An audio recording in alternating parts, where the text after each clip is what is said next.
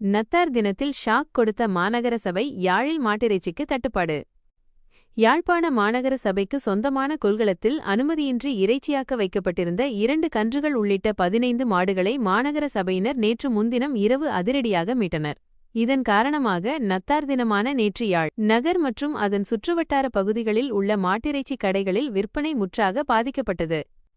பண்டிகை கால வியாபாரத்திற்காக அதிக விலை கொடுத்து மாடுகளை வாங்கிய தமக்கு மாநகர சபையின் இந்த நடவடிக்கை பெரும் நஷ்டத்தை ஏற்படுத்தியுள்ளதாக இறைச்சிக்கடை உரிமையாளர்கள் கவலை தெரிவித்துள்ளனர். எங்கள் வியாபாரத்தில் மண் அள்ளி போட்டுவிட்டார்கள் என அவர்கள் மாநகர சபையினருடன் தர்க்கத்தில் ஈடுபட்டனர். இருப்பினும் உரிய ஆவணங்களை சமர்ப்பித்த பின்னரே மாடுகளை கொண்டு செல்ல முடியும் என்பதில் மாநகர சபை அதிகாரிகள் உறுதியாக நின்றதால் நகர்ப்பகுதியில் இறைச்சிக்கு கடும் தட்டுப்பாடு நிலவியது.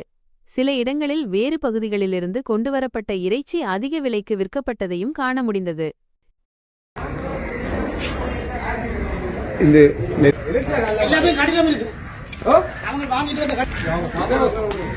சாப்பாடு வைக்காம விடுங்க.